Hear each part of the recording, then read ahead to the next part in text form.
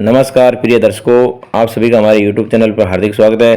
दोस्तों, आज के वीडियो में देखेंगे कि पिपलाद मुनि कौन थे। क्या पिपलाद मुनि भगवान शिव के अवतार थे जिन्होंने सूर्यपुत्र शनिदेव को श्राप दिया था। और आप इस वीडियो में ये भी जानेंगे कि सूर्यपुत्र शनिदेव को काले रंग के क्यों होते हैं दोस्तों।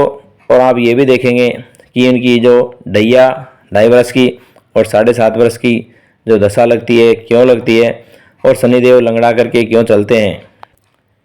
प्रिय दर्शकों, इस वीडियो में आप ये भी देखेंगे कि इंद्र को पराजित करने के लिए त्वष्टा मुनि ने विश्वदेव के मर जाने के बाद वृत्तासुर नाम के असुर को क्यों पैदा किया था, जो कि इंद्र को पराजित कर सकता था। इतना बलशाली ये राक्षस था। दोस्तों, इस वीडियो में आप ये भी देखेंगे कि दधीची मुनि को क्यों हड्डियों का दान करना पड़ा।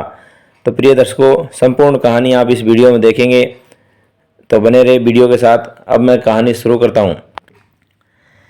प्रिय दर्शकों, ऋषि दधीची महान ऋषि अथर्वा और शांति के पुत्र थे। वे भगवान शिव के उपासक थे। एक बार देवराज इंद्र ने त्वष्टा के पुत्र विश्वदेव को यज्ञ का पुरोहित बनाया था। विश्वदेव ने चुपके से दानवों की भी आहुति दी थी। उसका पता चलते ही इंद्र ने विश्वदेव का सर धड़ से अलग कर दिया था, जिसका बदला लेने के लिए त्वष्टा ने यज्ञ कर वृत्तासुर नामक राक्षस को पैदा किया। दोस्तों, वृत्तासुर राक्षस ने इंद्रदेव को युद्ध के लिए ललकारा था, क्योंकि जो वृत्तासुर राक्षस था इसने ब्रह्मा की स्तुति करके भगवान ब्रह्मा से अमर होने का वरदान मांग लिया था। जिस प्रकार से हिरण्यकश्यप ने सभी प्रकार के वरदान मांग लिए थे, उसी प्रकार से वृत्तासुर ने भी मांग लिया कि मैं कोई अस्त्र से मरूं न शस्त्र से। इस प्रकार के अमर होने के वरदान जहाँ तक सभी राक्षसों ने मांगे थे। जब वृत्तासुर ने इंद्र को युद्ध के लिए ललकारा तो इंद्र भाग करके ब्रह्मा जी के पास गए। तो ब्रह्मा जी कहने लगे कि पृथ्वीलोक में दधीची नाम के एक महर्षि रहते हैं। अगर वो अपनी अस्थियों का दान दे दे और उन अस्थियों से बना हुआ वज्र वृत्तासुर को मारा जा सकता है, और कोई युक्ति नहीं है।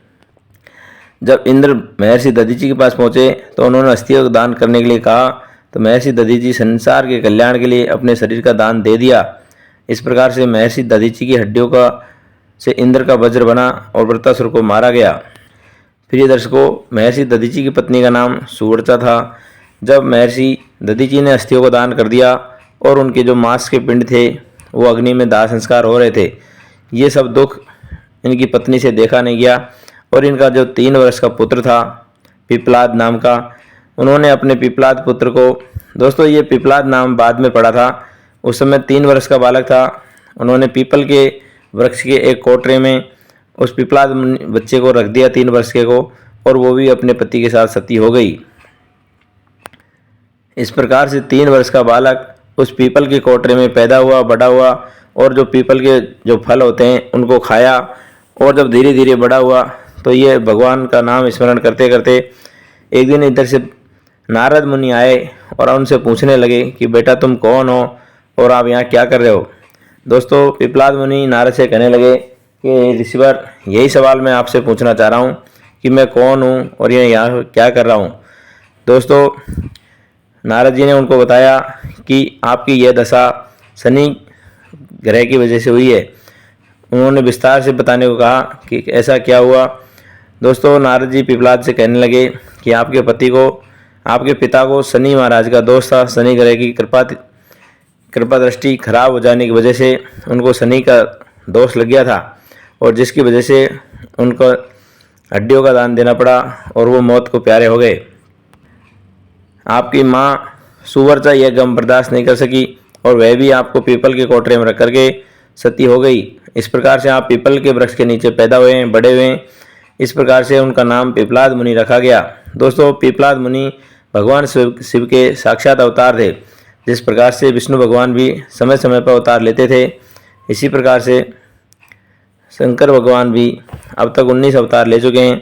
इन्हीं में से पिपलाद भी शंकर भगवान के अवतार माने जाते हैं। प्रिय दर्शकों, जब नारद ने बताया कि शनि महाराज की कृपा की वजह से मैं अनाथ हो गया हूँ और मेरे पिता को यमलोक जाना पड़ा, मरण में जाना पड़ा। दोस्तों, जब ऋषि दधीची का जब हड्डियों का दान दिया था तब मात्र 32 साल की उम्र थी इनकी। पिपलाद मुनि ने भगवान ब्रह्मा की तपस्या की और उनसे ये आशीर्वाद मांगा कि जो भी मेरी आंखों के सामने आएगा वो मैं जल के भस्म हो जाएगा।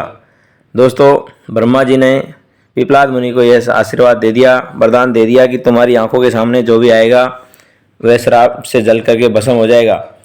प्रिय दर्शकों, जब ये सिद्धि इनको प्राप्त हो गई तो एक बार इन्होंने अपने मंत्रों के माध्यम से भगवान शनि ग्रह का आह्वान किया और शनि देवता इनके सामने प्रकट हो गए। जैसे ही पिपलाद मुनि ने आंखें खोली तो शनि महाराज जल करके भस्म होने लगे। जब शनि महाराज जलने लगे तो सभी देवताओं को हाहाकार मच गया और सभी लोग प्रार्थना करने लगे कि शनि महाराज को बचाओ, शनि महाराज को बचाओ। दोस्तों, स्वयं भगवान विष्णु, शंकर, ब्रह्मा सभी आकर के कहने लगे, पिपलाद मुनि आप इनके बदले में कोई 2 और वरदान मांग लीजिए, लेकिन इनको जलने से बचाइए, क्योंकि इनके जलने की वजह से संसार में संतुलन बिगड़ जाएगा। प्रिय दर्शकों, पिपलाद मुनि ने इसके बाद शनि महाराज की जो जलती हुई अग्नि थी उसको बुझाया और एक अस्त्र से इनके पैर में प्रहार करके अग्नि को बुझाई।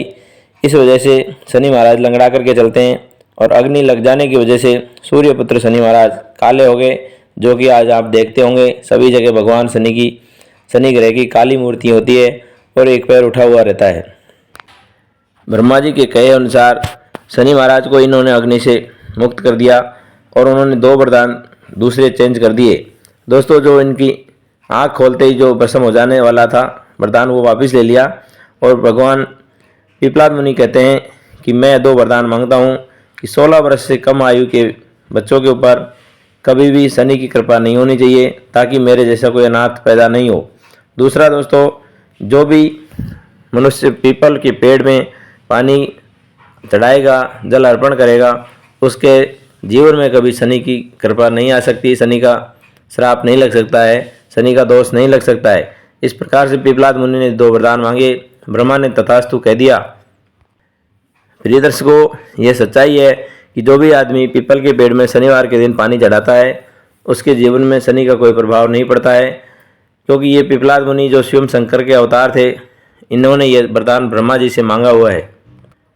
प्रिय दर्शकों, पिपलाद मुनि ने शनि महाराज के पैर में जो अस्त्र से प्रहार किया था उसकी वजह से शनि महाराज लंगड़े हो गए थे और वो चलते हैं तो 2.5 कदम और 7.5 कदम, इस प्रकार से इन जिसकी भी कुंडली में जाते हैं तो शनि महाराज 2.5 साल रहते हैं या 7.5 साल रहते हैं।